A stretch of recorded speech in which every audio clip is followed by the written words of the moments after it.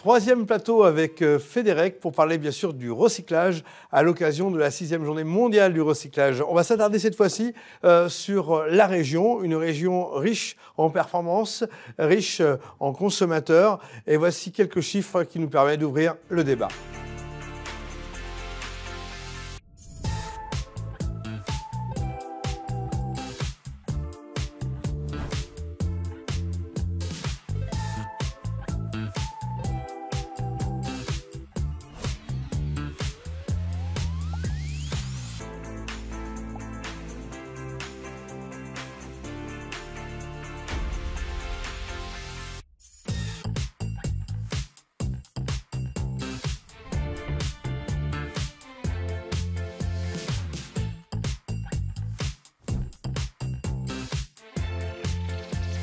Mathieu Charrière, je reviens vers vous pour commenter ces quelques chiffres qu'on vient de voir. C'est très impactant.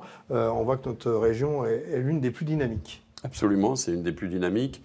Et parmi les chiffres que nous venons de voir, s'il y en a un sur lequel je voudrais revenir, c'est la répartition au niveau des adhérents entre 2 tiers de PME et de TPE et 1 tiers de TI et de grands groupes, ce qui permet en fait d'avoir un maillage qui est extrêmement cohérent avec des sites de proximité, parce qu'on est des métiers de proximité, des emplois non délocalisables, et ça permet donc d'avoir ce maillage au service notamment des politiques régionales, et ça permet de partager le sens effectivement aussi de ce qu'on fait.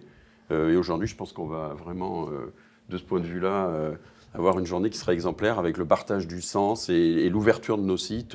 Donc c'est ce maillage surtout que je retiendrai. Alors le savoir-faire, le faire savoir au niveau régional, c'est important. Vous avez un rôle essentiel pour faire remonter les informations et aussi pour récolter, je dirais, l'ensemble des tendances. Comment ça se passe, la relation entre les industriels, les politiques locaux et l'ensemble des institutionnels? Alors je dirais que dans notre région, ça se passe partout, ça se passe comme partout ailleurs en France, dans les régions Fédérec. La particularité de Centre et Sud-Est, c'est qu'à l'initiative de notre président de région Aura, Laurent Wauquiez, depuis 2 ans, nous avons signé une convention tripartite entre donc Fédérec Centre et Sud-Est, la région Aura et l'ADEME. Donc c'est une convention qui a vocation à servir les objectifs qui sont très ambitieux au niveau régional et notamment un objectif qui consiste à n'avoir plus aucun enfouissement à l'horizon 2030. Donc notre profession, effectivement, se met au service de cette ambition-là parce qu'on a un rôle central à y jouer. Cette convention, elle vise à moderniser, à accompagner la modernisation de nos outils.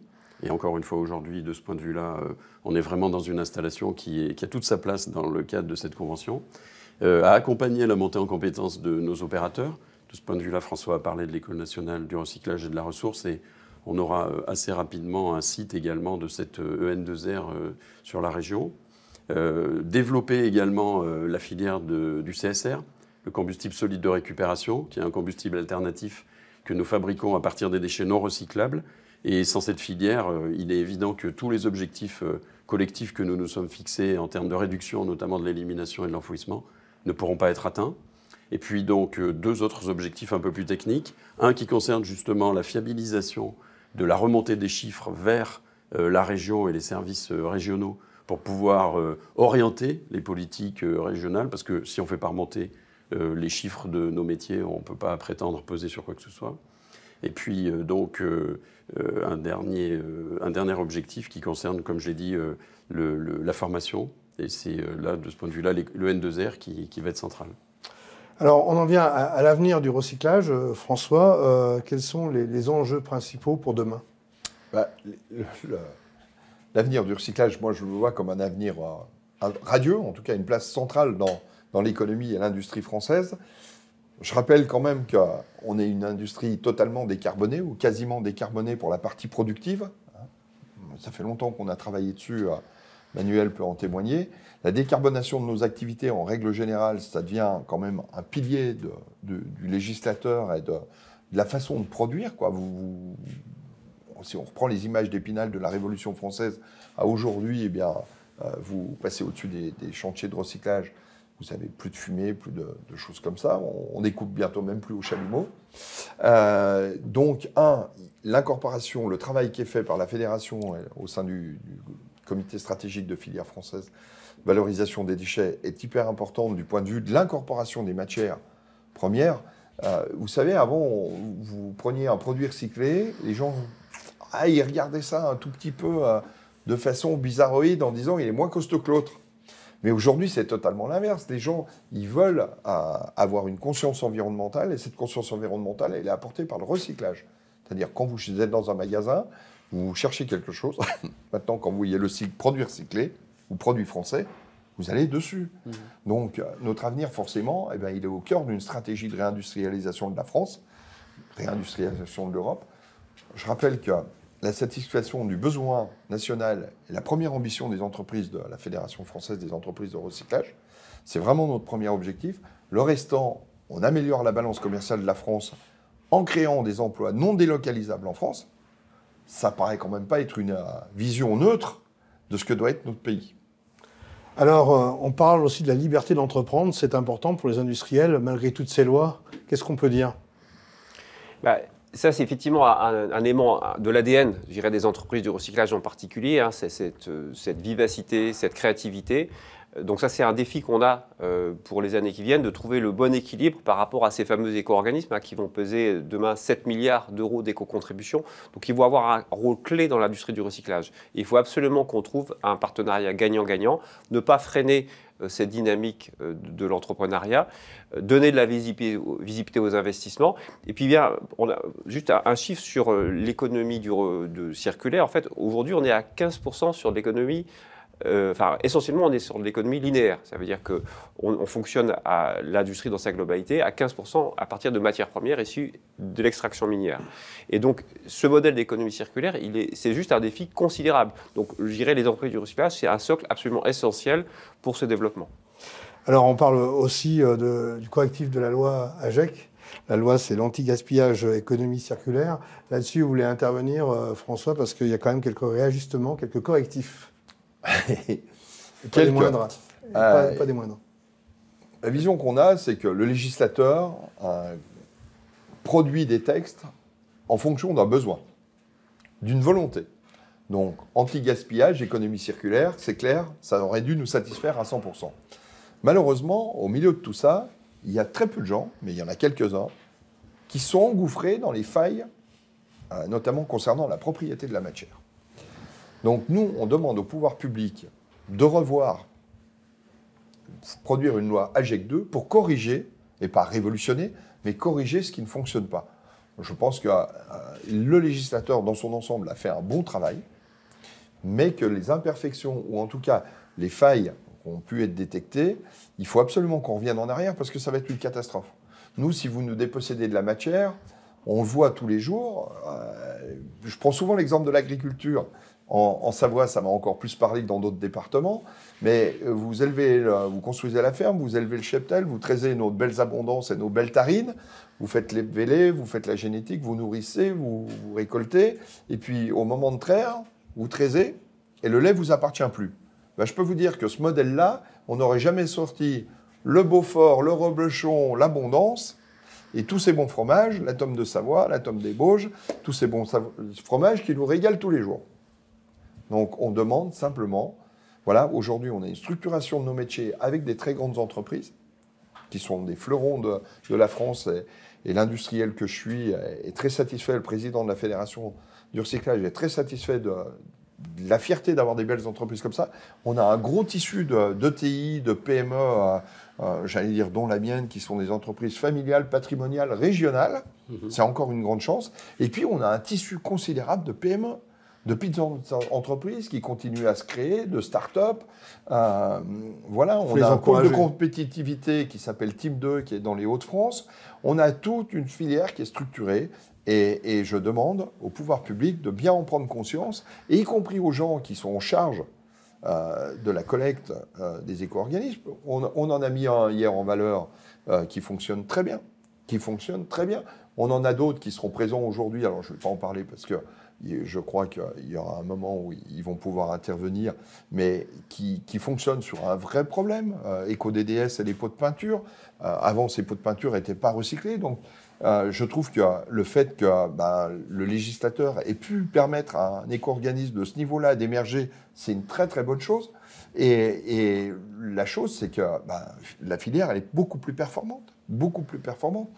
Et tout ça, ça se passe dans le respect. Puis il y en a d'autres, ceux-ci, On demande aux législateurs d'être vigilants, on demande au pouvoir public de prendre leurs responsabilités et de revoir ce qui ne va pas. Et puis, je peux vous assurer, moi, j'ai des entreprises qui sont enragées parce qu'elles vont disparaître. On nous présente une REP automobile, une voiture, même quand elle ne marche plus, que le moteur est foutu, que les pneus sont crevés, elle a encore une valeur. Mais pourquoi légiférer sur quelque chose qui fonctionne bien à 90%? Sur le REP, il y a du glissement au niveau de l'écosystème. Bien sûr. Et donc, la déviance, on nous annonce que la moitié des centres VHU, véhicules de traitement des véhicules hors d'usage, vont fermer. Et c'est tout juste inadmissible. Quand vous êtes président d'une fédération et qu'on vous explique que la moitié des adhérents vont fermer, il va bien falloir que je me batte. C'est ce qui s'est déjà passé avec les centres de tri, qui ont pour beaucoup fermé. Et voilà.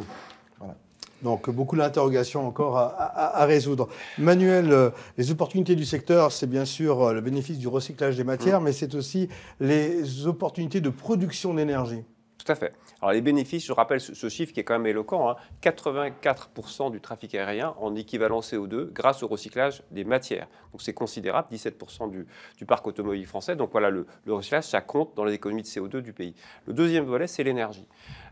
Historiquement, on brûlait les déchets. Progressivement, on a retiré de l'énergie pour faire des réseaux de chaleur. Et là, maintenant, on a deux grosses filières qui vont venir en appui. C'est les combustibles solides de récupération, donc les déchets non recyclables. Et donc là, il y a une volonté politique, mais il y a quand même encore une vraie dynamique à ancrer, et notamment une difficulté par rapport au prix du gaz. C'est un peu la difficulté qu'on a sur cette filière, c'est la visibilité industrielle. L'investisseur qui va consommer du gaz issu de CSR, il a besoin de cette visibilité économique. Et puis le troisième volet, c'est les biodéchets, puisque là, on a un gisement de 8 millions de tonnes sur les déchets ménagers. On estime que d'ici quelques années, on pourra en valoriser à peu près la moitié, 4 millions de tonnes. Et tout ça mis confondu, ça va représenter l'équivalent de 6 réacteurs nucléaires si on prend la globalité de la chaîne, incinérateurs, CSR et biodéchets. Donc ça pèse forcément pour l'énergie du pays.